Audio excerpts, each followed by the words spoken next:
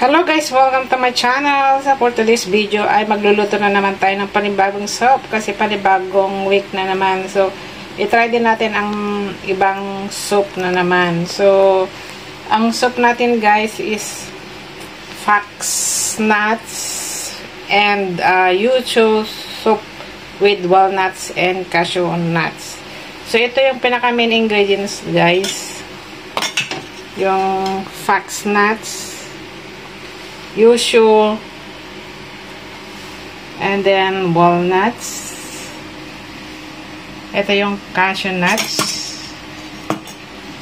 At mayroon din tayong tangerine peel. Ayan, binabad ko na para malinisan na lang natin mamaya. And then, syempre, ang pork bone. So, ayan guys, ang ating mga ingredients. 6 na ingredients lang yan. So, bago na naman ang ating soup guys. So, maganda ito sa katawan. So, try natin. So, let's prepare now. Ayan, so habang i-prepare natin yung mga ingredients guys, so ipakuluan na natin yung tubig para pang-blanch natin mamaya sa pork bone. And then, pakuluan na rin natin yung magiging sabaw dito sa malaking casserole. So, ayan. So, ipupul muna natin siya guys para mabilis kumulo. So, ang ating mga ingredients guys ay puro was lang. Then, ito lang ang ating lilinisan. So, umpisa na nating hugasan ang fox nuts. So, yan na hugasan na natin guys. Puro lang tayong wash. Ayun. So, madali lang i-prepare yung ating mga ingredients. Ganyan lang pag-wash.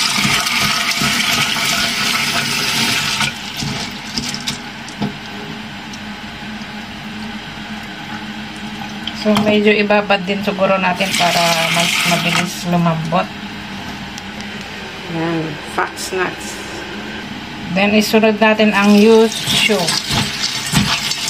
Spelling nito guys is Y-U-Z-H-U. So, yuzu. Ganun ko yung basahin. So, puro hugas lang. Iwan ko to guys kung anong balat to or steam ng punong kahoy. Hindi ko alam, basta ganyan ito guys. Nabili na siyang ganyan. So, hugas-hugas. Ayan. So, isunod natin ang walnuts. Ayan. Tingnan nyo guys yung walnuts, korting utak. Yan. Hugas-hugas din.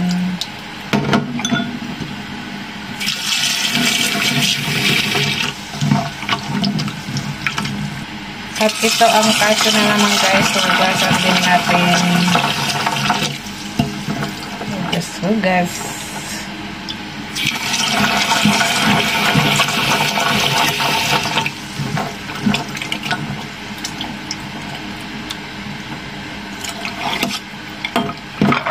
Ayan guys, hugas na siya. So ayan guys, hugas na lahat. Pati yung pork bone, hinugasan ko na kanina. So ibablance na natin yung pork bone kasi kumukulo na yung tubig.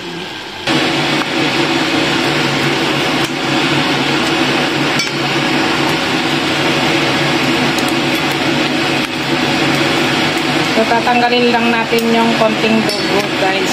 Kaya natin binablance. Kasi malansa yung dugo pa. Hindi siya natanggal.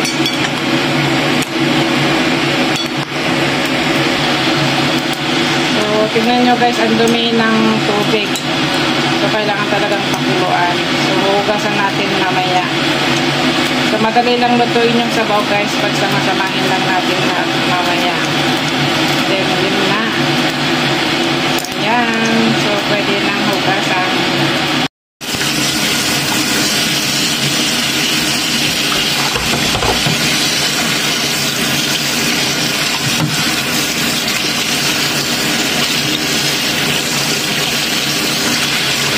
So, yun guys, okay na. So, lahat ay nahugasan na. So, antayin na lang natin kumulo yung tubig.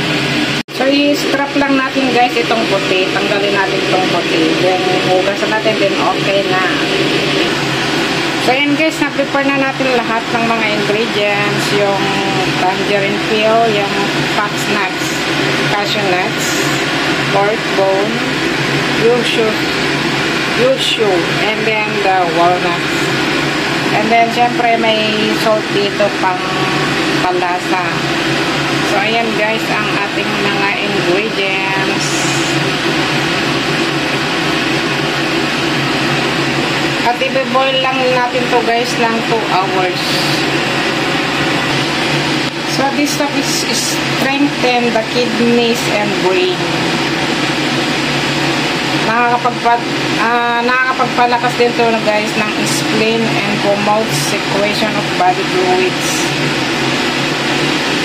This soup is good for those who often use the brain to scoff but with little phlegm and those with frequent urination at night. So yan guys, kumukulo na yung tubig, so ilalagay na natin lahat ng mga ingredients. So ilagay natin muna yung pork bone. Yan guys, pork bone.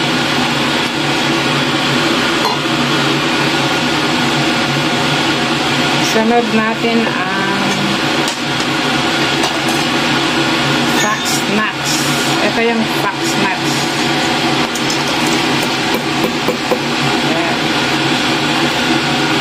And yuzu.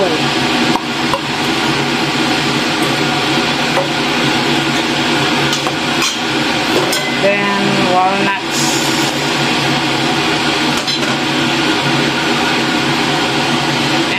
Cashew nuts.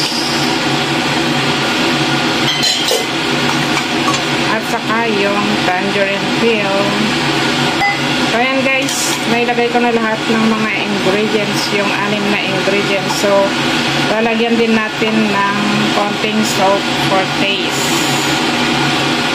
So ayan guys, lulutuin natin to ng 2 hours. So see you later. Happy cooking. So, tatakpan na natin guys and ipapahina natin yung tubig, ay yung apoy. Turn into low fire. Ayan. So, ang tawag ng sabaw na to guys is fox nuts and yushu soup with walnuts and cashew nuts.